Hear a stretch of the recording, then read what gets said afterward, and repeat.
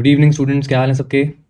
आज भी हम पुलिस पढ़ने जा रहे हैं, पर पुलिस का एक स्पेशल पोर्शन। जैसे मैं आपको थोड़ा सा रिमाइंड करा देता हूँ कि लास्ट हमने बिफोर दिवाली ये सब कवर किया था, जिसमें मैंने फिक्स्ड और फ्री पुलिस के इक्विलिब्रियम के केस कराए थे, मतलब स्टैटिक्स, कि आपका सिस्टम मूव नहीं कर रहा है, आपका सिस्टम किसी तरीके से बैलेंस हो रखा है। अब मैंने क्या किया, ये सारे फिक्स्ड पुलिस वाले एग्जाम्पल्स लिए और इन सब का आज मैं डायनेमिक्स का पोर्शन कवर करूँगा। एंड नेक्स्ट लेक्चर में फिर हम लोग फ्री पुलिस की तरफ जाएंगे, जो कि बहुत ही ज़्यादा भारी लेक्चर होने वाला है। पिछली क्लास की तरह मैंने एच सी वर्मा के कुछ क्वेश्चंस को निकाल के साइड में रखा है, जो तुम्हारे लिए हैं, और मैं करूँगा सॉल्व बेसिक क्वेश्चंस। तो let's start with the simple ones. जैसे कि ये एक सबसे सिंपल अरेंजमेंट है। मैं मास m की जगह कोई भी एक वैल्यू रख देता हूँ। लेट्स से हम 5 kg रख सकते हैं यहाँ पर, ठीक है। तो सिस्टम मूव करने वाला है। तो पॉइंट इज़ कि जब तक आपको बोला ना जाए तब तक ये सारी ज़मीन फ्रिक्शनलेस होगी, और फ्रिक्शनलेस सरफेस पीछे की तरफ कोई रेजिस्टिंग फोर्स नहीं लगा सकती। इसका मतलब है इस 5 kg पे सिर्फ और सिर्फ एक ही फोर्स लग रहा है, और इस वजह से ये 5 तो मूव करेगा। अच्छा, ये 5 पे भी ऊपर एक टेंशन लग रही है, पर नीचे इसका ग्रेविटी जो है वो इस टेंशन से ज़्यादा हो जाएगा। ऐसा मैं कैसे कह सकता हूँ कि टेंशन ज़्यादा हो जाएगी, सॉरी टेंशन से ज़्यादा हो जाएगा ग्रेविटी। अगर मैं यहाँ पे 5 की जगह 50 kg का रखता तो टेंशन ज़्यादा हो जाती। अभी बताता हूँ इसका आंसर। तो पहले ये समझ लो कि ये कैसे काम करेगा। तो हम यहाँ पे दो चीज़ें निकालते हैं। एक, हम जानना चाहते हैं कि सिस्टम एक्सेलरेट कैसे करता है, किस वैल्यू से करता है, और दूसरा हम निकाल लेते हैं कि इसकी टेंशन कितनी बन के आती है। तो हम पहले स्लो वाला तरीका करते हैं। स्लो तरीका क्या है कि आप दोनों ऑब्जेक्ट्स की फ्री बॉडी डायग्राम बनाओगे, राइट। आप बोलोगे कि ये हमारा ऊपर वाला 5 kg है, इस पे 2 फोर्सेस लग रहे हैं, नहीं इस पे 2 फोर्सेस नहीं 3 फोर्सेस लग रहे हैं। नीचे का mg और ऊपर का नॉर्मल तो चलो एक दूसरे से बैलेंस हो ही जाएगा। जो एक्स्ट्रा फोर्स है वो यहाँ से टेंशन का फोर्स है। तो तुमको इसकी पहली इक्वेशन लिखनी चाहिए, जो कि हो जाएगी T is equal to 5a, क्योंकि और कोई फोर्स नहीं है और यही 5 kg के एक्सेलरेशन को रिड्यूस करेगा, ठीक है। बिल्कुल सिमिलरली आप अगर वो सेकंड ऑब्जेक्ट भी उठाते हो और इस 5 kg के ऑब्जेक्ट पे नीचे की तरफ आपका mg जो कि 50 न्यूटन के बराबर है और ऊपर की तरफ एक T लगाते हो, तो आप जानते हो कि ये सिस्टम नीचे की तरफ स्लिप होने वाला है या नीचे की तरफ एक्सेलरेट करेगा। तो आप बोलोगे कि 50 ज़्यादा बड़ा होगा, टेंशन छोटी होगी, this will produce the same amount of acceleration 5a, ठीक है। अब आपका क्वेश्चन यहाँ पे, क्योंकि दोनों जगह 5a आ रहा है तो बहुत ईजी हो जाता है कि आप T is equal to 5a यहाँ भी लिख सकते हो। तो 50 इज इक्वल टू 10a बन जाता है। एक्सेलरेशन की वैल्यू 5 मीटर पर सेकंड स्क्वायर आ जाती है, ठीक है। एक तो ये तरीका बड़ा सिंपल है। इससे भी सिंपल अभी हम करते हैं। पहले मैं टेंशन की वैल्यू निकाल लेता हूँ। तो अब जब आप ए की वैल्यू को यहाँ पुट करोगे तो टेंशन की वैल्यू आपके पास 25 न्यूटन आ जाएगी, ठीक है। ये बात तो आप समझते हो, और ये है सबसे सिंपल तरीका इस क्वेश्चन को सॉल्व करने का। वैसे सिंपल नहीं बोलना चाहिए, ये है सबसे बोरिंग तरीका। अब सिंपल तरीका क्या है कि आप थोड़ा सा दिमाग लगाना शुरू करो और आप चीज़ों को सिंप्लीफाई करना शुरू करो। तो जैसे मैं ये बोलना चाह रहा हूँ कि 5 kg के 2 ऑब्जेक्ट्स हैं अगर, और इन दोनों ऑब्जेक्ट्स पे सिर्फ एक पुलिंग फोर्स है जो कि इसका ग्रेविटी है, तो आप उसको यहाँ पे इस स्ट्रिंग के, देखो इस स्ट्रिंग के अगेंस्ट, है ना, डायरेक्शन का ध्यान रखना है। यहाँ पे अगर आपने 5 kg पे ऐसे फोर्स लगा दिया तो सब गलत हो जाएगा। तो ये 5 kg पे फोर्स इधर लग रहा है 50 न्यूटन का, और हम जानते हैं कि ये 50 न्यूटन का फोर्स जो है वो 5 और 5 10 kg को मूव करने का काम कर रहा है। तो ये 10a हो जाएगा, और यहाँ से a की वैल्यू 5 मीटर पर सेकंड स्क्वायर आ जाएगी, जो कि थोड़ा सा ईजी तरीका है। और अब आप टेंशन निकालना चाहो तो आप किसी एक ऑब्जेक्ट की बात कर लो। आप इस पे बोलो कि t की वैल्यू जो होगी वो 5 kg के ऑब्जेक्ट का 5 मीटर पर सेकंड स्क्वायर का एक्सेलरेशन प्रोड्यूस कर रहा होगा। तो यहाँ पे आपका टेंशन का वैल्यू एक किसी ऑब्जेक्ट को सॉल्व करके आ जाता है, ठीक है। तो ये है थोड़ा सा सिंपल तरीका। एक और बार अप्लाई करवाता हूँ तो समझ में आ जाएगा। मेरा क्वेश्चन पहले ये था कि अगर ये 5 की जगह 50 kg होता तो क्या फ़र्क पड़ता। तो उससे फ़र्क सिर्फ ये पड़ता कि आपका ये 5 50 kg का ऑब्जेक्ट हो जाता, जिसकी वजह से इस 5 kg का जो 50 न्यूटन का फोर्स है वो तो सेम होता, इधर से कोई फोर्स वैसे भी नहीं लग रहा था। अब ये 10 किलो को नहीं 55 किलो को मूव करेगा। एक्सेलरेशन की वैल्यू काफ़ी कम आ गई, राइट। अच्छा, 50 की जगह यहाँ पे 500 kg होता तो भी आपका यहाँ पे 505 kg बन जाता, तो आपका फोर्स जो होता वो 50, एक्सेलरेशन जो होता वो 50/505 आ जाता। जब तक आप यहाँ पे इन्फानाइट मास नहीं प्लेस कर देते तब तक ये सिस्टम स्लाइड करेगा राइट हैंड साइड। क्यों? क्योंकि फ्रिक्शन नहीं है। That's the most important part. अगर फ्रिक्शन होता तो ऑब्वियस है कि रोक लेता, पर फ्रिक्शन अगर नहीं है तो इसको इन्फानाइट मास चाहिए उतनी टेंशन क्रिएट करने के लिए जितनी टेंशन यहाँ से नीचे 50 न्यूटन को बैलेंस करे और सिस्टम रेस्ट पे रहे। वरना हमेशा टेंशन थोड़ी सी कम रह जाती है और ऑब्जेक्ट यहाँ से राइट मूव करना शुरू कर देता है, ठीक है। चलो नेक्स्ट देखते हैं। ये तो सबसे सिंपल एग्जाम्पल होता है, पर प्रॉब्लम यहाँ पे ये आ जाती है कि बच्चों को फॉर्मूलाज याद करा दिए जाते हैं। मेरे अपने स्टूडेंट्स का भी ये प्रॉब्लम है कि उनको m1 और m2 और एक्सेलरेशन a के बेस्ड फार्मूलाज करा दिए। और फार्मूला करना कोई गलत बात नहीं है, मतलब मुझे याद नहीं करना पसंद फिजिक्स में, और मैं ये भी नहीं चाहूँगा कि मेरे स्टूडेंट्स भी याद करें, क्योंकि फॉर्मूला अभी राइट नाउ अगर मुझे फॉर्मूला बनाने को बोल दो तो मैं ओरली कर सकता हूँ कि अगर यहाँ पे m2 माइनस m1g फोर्स लगेगा और वो m2 प्लस m1 मास को एक्सेलरेट करेगा तो a की वैल्यू ही आ जाएगी, है ना। तो ये फॉर्मूला बन गया, पर ये फॉर्मूला कोई मैंने याद नहीं किया है और मैं याद करना चाहता भी नहीं हूँ। खैर, बातें बाद में, सॉल्व करके बता देता हूँ। तो सॉल्व करो यार, बहुत ईजी हो जाता है। आप सिर्फ ऐसे सोचो कि एक 1 kg का ऑब्जेक्ट है और एक 5 kg का ऑब्जेक्ट है, इन पे फोर्सेस कौन कौन से लग रहे हैं। इस पे 5 kg पे स्ट्रिंग के अपोजिट 50 न्यूटन का फोर्स है, 1 kg पे स्ट्रिंग के अपोजिट 10 न्यूटन का फोर्स है। तो इस 6 किलो के सिस्टम पे राइट हैंड साइड 40 न्यूटन का इफेक्टिव फोर्स आया। तो एक्सेलेरेशन की वैल्यू कितनी आ गई, 40 न्यूटन का फोर्स है, 6 kg को खींच रहा है, एक्सेलेरेशन का आंसर आ गया, दैट्स 20/3, 6.66 मीटर पर सेकंड स्क्वायर का एक्सेलेरेशन आ गया, खत्म काम। तो ये ज़्यादा इजी है किसी भी फार्मूला से, राइट। और अब तुम कहोगे कि टेंशन तो निकालना बताया नहीं, उसका तो फार्मूला हमको पता है। तो फार्मूला भूल जाओ, क्योंकि नहीं याद रख पाओगे। फिजिक्स में 1000-2000 फार्मूलाज बन जाएंगे अगर हर टॉपिक पे इतने फार्मूलाज याद रखने शुरू करे तुमने तो फिजिक्स और केमिस्ट्री में कोई फ़र्क नहीं बचेगा, और फिर केमिस्ट्री की तरह फिजिक्स से भी नफरत हो जाएगी, मुझे है। चलो, टेंशन की वैल्यू निकालनी हो तो आप किसी एक ऑब्जेक्ट को सॉल्व कर सकते हो, किसी भी एक ऑब्जेक्ट को उठाओ, 1 kg वाले को उठा लो, तो इट्स लाइक टेंशन ऊपर लग रही होगी, नीचे की तरफ 10 न्यूटन का ग्रेविटी लग रहा होगा, और उस वजह से 1 kg के ऑब्जेक्ट का ये एक्सेलेरेशन आया होगा। तो आपका टेंशन का वैल्यू आ जाएगा 10 + 6 16.66 न्यूटन। यकीन नहीं होता, चेक करना है। 5 kg वाले ऑब्जेक्ट को भी सॉल्व कर सकते थे। तो 5 kg वाले ऑब्जेक्ट पे नीचे की तरफ 50 है और ऊपर की तरफ टेंशन है, तो आप लिखते 50 - t = 5 × a, ये एक्सेलेरेशन की वैल्यू। तो टेंशन की वैल्यू यहाँ से आ जाती है 50 - 5 × 6.66। 6.66 को 20/3 लिखोगे तो 5 से मल्टीप्लाई करने पे 100/3 आ जाएगा। उससे क्या होगा, यहाँ पे 150 - 100/3 आ जाएगा कुछ इस तरीके से, और उसका आंसर आ जाएगा आपका 50/3। और 50/3 कितना होता है यार, 16.66। तो टेंशन की वैल्यू सेम आ जाती है ऑब्वियसली किसी भी एक ऑब्जेक्ट को सॉल्व करने से। तो जो ज़्यादा ईजी लग रहा है उसको सॉल्व कर दो, और एक्सेलेरेशन निकालने का तरीका हमेशा ये वाला अप्लाई करो, तो बहुत आराम से आ जाएगा, है ना।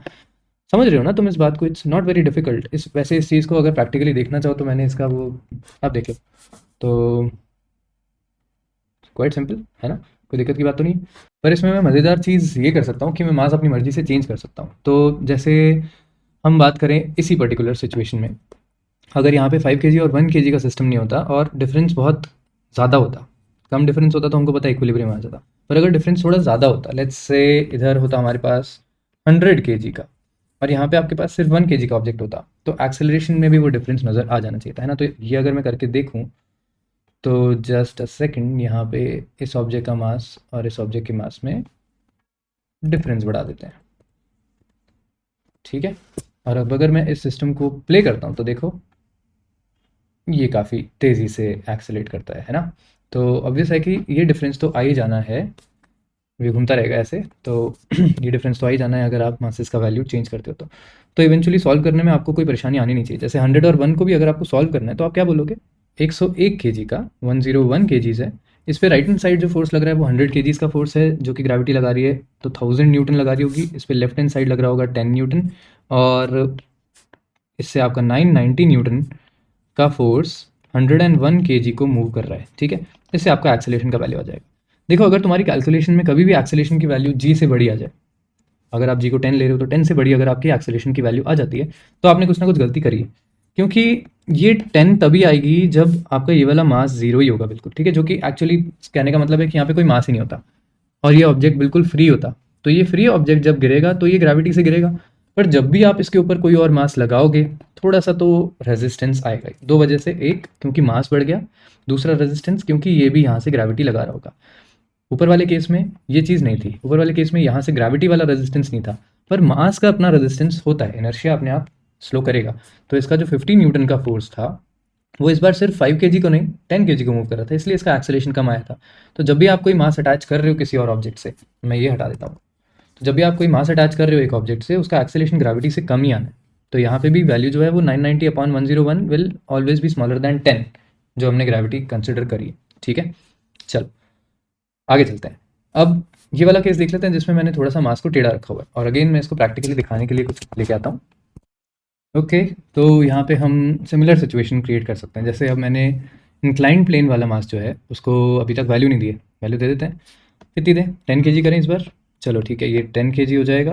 देखो कैलकुलेशन सिंपल रख रहा हूँ मैं, इनकी वैल्यू सिंपल रख के, ताकि हम कैलकुलेशन में टाइम वेस्ट ना करें और कॉन्सेप्ट का ध्यान रखें। ठीक है, तो मैं इस छोटे वाले मास को 5 kg कर देता हूँ और बड़े वाले को 10 kg कर देता हूँ। एंगल मैंने अभी भी 30 डिग्री कर रखा है, इसको 37 डिग्री कर देते हैं। ठीक है, ये 36.9 पे अटक रहा है, 37 तक आना मुश्किल है इसका, तो 36.9 कर लो। और अब इसको रन करके देखो, तो what do you think, 10 kg वाला डोमिनेट कर रहा है ना, दिख ही रहा है सबको क्लियरली। ये चीज़ हमको यहाँ पे भी दिखानी पड़ेगी, हमको ऑन पेपर भी ये चीज़ सॉल्व करके मिल जानी चाहिए। तो अगर आप गलती से सोच लेते कि 5 kg वाला डोमिनेट करेगा और एक्सेलरेशन इस तरफ ले लेते तो भी आंसर आ जाता। ठीक है, पर इसको चेक करने का तरीका वही है कि बार बार फ्री बॉडी डायग्राम में जाने से ज़्यादा अच्छा तरीका ये है कि आप इस पूरे सिस्टम को एक मानो, आप बोलो कि 15 kg को खींचना है, 5 इधर है 10 इधर है, 15 kg को खींचना है। इधर से इसको खींचने के लिए एक फोर्स लग रहा है और इस फोर्स की वैल्यू कितनी है, ये ग्रेविटी पूरा का पूरा लगा रही है 50 न्यूटन का फोर्स, राइट। बदले में यहाँ जो स्ट्रिंग के इस तरफ अपोजिट फोर्स है वो है mg साइन 37, तो इसकी वैल्यू कितनी हो जाएगी, 10 इंटू ग्रेविटी का साइन 37 कितना होता है, तो हम जानते हैं कि 6 मीटर पर सेकेंड स्क्वायर आता है ना, तो 10 इंटू 6 तो 60 न्यूटन। अब आपको पता चल ही गया कि ये 60 न्यूटन ज़्यादा बड़ा है 50 से, तो डोमिनेट करेगा 10 kg वाला ऑब्जेक्ट और वो उस तरफ लेके जाएगा। तो आप यहाँ पे सिंपली बोल सकते हो कि 15 kg के एक सिस्टम पे 10 न्यूटन का इफेक्टिव फोर्स लग रहा है, तो आपका एक्सेलेरेशन कितना आएगा 10/15 और इसकी वैल्यू आ जाती है 2/3 विच इज़ 0.66 मीटर पर सेकेंड स्क्वायर। और ये क्वेश्चन खत्म हो गया फ्री बॉडी डायग्राम के बिना, minimum amount of free body diagram करा हमने। ठीक है, ऐसे में आपको कोई टेंशन निकालने का बोल दे तो टेंशन नहीं लेने की है, टेंशन सिर्फ निकालने की है। आप यहाँ पे बोलो कि 5 kg के ऑब्जेक्ट को, सॉरी 5 kg के ऑब्जेक्ट के ऊपर टेंशन इधर, 50 फोर्स नीचे और t minus 50 is equal to 5a, और एक्सेलरेशन कितना है ये हम जानते हैं, a की वैल्यू अभी हमने निकाली 2/3, तो इसको हटा के 2/3 लिख सकते हो। तो यहाँ पे t की वैल्यू आ जाएगी 50 प्लस 10/3। इसको कैसे सॉल्व करें, तो 50 इंटू 3 150 होता है, तो 160/3 हो जाएगा which is approximately equal to what, 53, है ना। तो 53.3 न्यूटन का आपका टेंशन आ जाता है, बस खत्म हो गया काम। इस तरीके से आप किसी भी क्वेश्चन को सॉल्व कर सकते हो। बस देख लेना मैंने कोई कैलकुलेशन मिस्टेक ना करी हो, बिल्कुल नहीं करी, क्योंकि आप ऐसे ही सोचते कि यही तो 3.33 होता है, तो 50 में 3.33 जुड़ गया। ठीक है, चलो इस बार मैं चेंज करता हूँ, इस बार मैं 10 kg को इधर ले आता हूँ, या एक काम करते हैं, अब इसको 10 kg की जगह हम कुछ और कर देते हैं, इसको हम नहीं 10 kg रख लेते हैं। ठीक है, तो इस बार क्वेश्चन उल्टा हो गया। क्या फ़र्क पड़ेगा इससे, फ़र्क ये पड़ेगा कि 10 kg और 5 kg अभी भी 15 kg बना रहे हैं, बस 10 इधर लिखा 5 इधर लिखा। आपने 10 के साथ लगने वाले फोर्स को पूरी वैल्यू 100 न्यूटन दे दी, और 5 के साथ लगने वाले फोर्स की वैल्यू हो जाएगी 5 इंटू 6। क्यों 6, क्योंकि ग्रेविटी इस बार साइन 37 की वजह से 6 हो रखी है। तो आपको यहाँ पे 5 इंटू 6 30 न्यूटन का फोर्स मिला है, लेफ्ट में 100। तो आप जानते हो कि 15 kg के सिस्टम को खींचने के लिए 100 माइनस 30 70 न्यूटन का फोर्स लेफ्ट हैंड साइड लग रहा है। तो आपको डायरेक्शन वैसे ही समझ में आ गया, और अब आप सिर्फ कैलकुलेशन करोगे तो एक्सेलरेशन इज 70/15 और इसका आंसर आ जाएगा समथिंग लेस देन 5, है ना। कितना आएगा 4.66 मीटर पर सेकेंड स्क्वायर। सही किया है क्या मैंने, देख लेना। चलो आगे चलते हैं। तो इस तरीके से आप इन क्वेश्चंस को बड़े आराम से सॉल्व कर सकते हो, और इस चीज़ को मैं एक बार विजुलाइज भी कराने की कोशिश करता हूँ। तो देखो ये इस बार मैंने छोटे ऑब्जेक्ट को 5 kg का कर दिया है और बड़े ऑब्जेक्ट को 10 kg का कर दिया है। तो अब ये सिस्टम ऑब्वियसली 10 kg की तरफ जाएगा और हमने जो एक्सेलरेशन निकाली है उस वैल्यू से ही चलता रहेगा। ठीक है, तो इट्स क्वाइट सिंपल, इन चीज़ों को ना भी देखें तो भी आपको समझ में आ ही जाता होगा ये, है ना। चलो आगे चलते हैं। अब मैंने एंगल बढ़ा दिया, पर ये क्वेश्चन तो तुम कर सकते हो ना, तो ये वाला तुम करके देखो। m की वैल्यू मैं यहाँ पे 10 kg रख देता हूँ। लेट्स से फॉर कन्फ्यूजन सेक मैं इसको छोटा कर देता हूँ, मैं इसको 2 kg रख देता हूँ। तो अब तुम एक बार 2 kg के हिसाब से इसको सॉल्व करके बताओ कि क्या आंसर आता है। और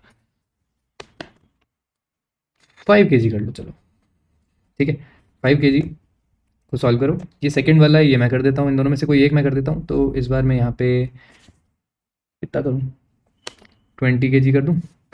तो आप यहाँ पे क्या बोलोगे कि 20 kg को 20 यहाँ लिख दिया, 5 यहाँ लिख दिया। 20 kg को पुल करने के लिए जो फोर्स लग रहा है वो लग रहा है पूरा 200 न्यूटन, और 5 kg को पुल करने के लिए जो फोर्स लग रहा है वो है 5g sign 60, right, 5g sign 60। अब ये साइन 60 की वैल्यू थोड़ी सी कॉम्प्लिकेटेड होती है, हम जानते हैं। साइन 60 इज √3/2, तो आपको यहाँ पे या तो आप इसको अप्रॉक्सीमेटली 5 इंटू 0.86 ले लो। देखो 0.86 जो होता है ना वो साइन 60 की वैल्यू है, ठीक है, मैंने 10 नहीं लिखा तो यहाँ पे 8.6 आ जाएगा।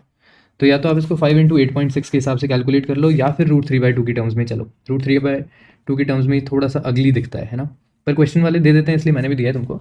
तो 50√3/2 या फिर 25√3 का फोर्स लग रहा है इस पर। तो अब आप यहाँ भी 25√3 न्यूटन ही लिख पाओगे, और फिर आप इसको सॉल्व करोगे तो आप बोलोगे कि 200 माइनस 25√3 का फोर्स 25 kg पे लग रहा है, तो ये एक्सेलरेशन ए प्रोड्यूस कर देगा। और लकीली हमारा 25 कट हो जाता है यहाँ से भी, और यहाँ पे भी 25 इंटू कितना आएगा, 8 आ जाएगा।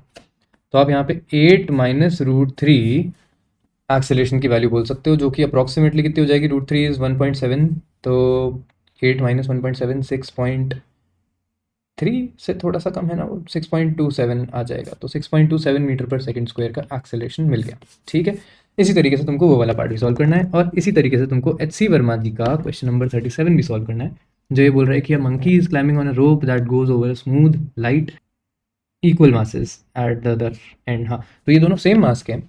अब ये बंदर पुल करने की कोशिश करता है अपने आप को ऊपर, तो हमको ये बताना है कि ये बंदर भी ऊपर जाएगा और ये मास भी ऊपर जाएगा, ये दोनों चीज़ें साथ में ऊपर जाएंगी। ये हमको प्रूव करना है।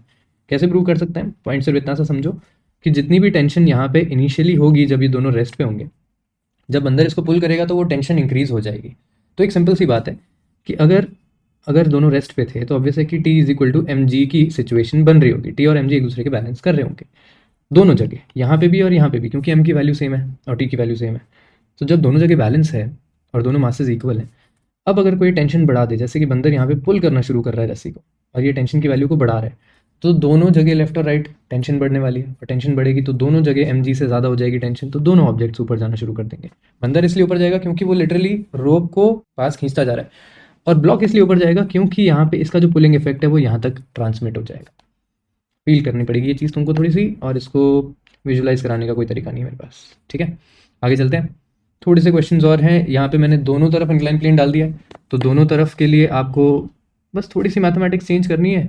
यहाँ पे कितना मास ले, हम 4 kg ले लेते हैं। ठीक है, अब देखते हैं 4 kg बैलेंस करेगा या 5 kg, इन दोनों में से डोमिनेट कौन करेगा। एक गैस मारो, व्हाट डू यू से, डोमिनेट किसको करना चाहिए।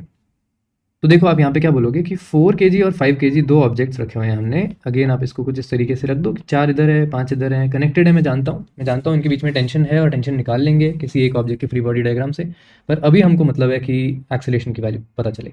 तो आप बोलोगे 4 kg को यहाँ पे जो फोर्स लग रहा है वो है 4g sin 53।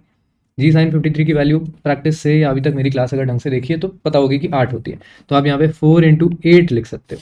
सिमिलरली जी साइन 37 की वैल्यू 6 होती है, तो 5 इंटू 6 यहाँ पे फोर्स लग रहा है।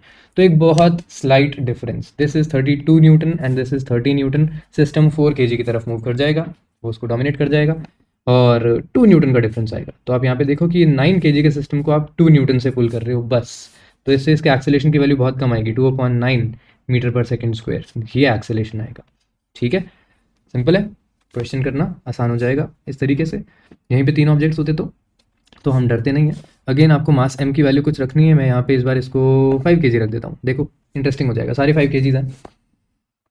ऑब्वियस है कि राइट साइड वाला डोमिनेट कर जाएगा, तो हम यहाँ पे अब 3 ऑब्जेक्ट्स को प्लेस कर देते हैं। बस 3 ऑब्जेक्ट्स को प्लेस करते टाइम ये ध्यान रखना कि आप डायरेक्शन की गलती ना कर दो। मैं बताता हूँ, ये तीनों ऑब्जेक्ट्स 5 kg के हैं। सबसे राइट वाले ऑब्जेक्ट पे पूरा 50 न्यूटन लग रहा है ना, तो ये मैंने लिख दिया है। तो ये सबसे राइट वाला ऑब्जेक्ट ये हो गया, और ये स्ट्रिंग के अगेंस्ट 50 न्यूटन लगा रहा है।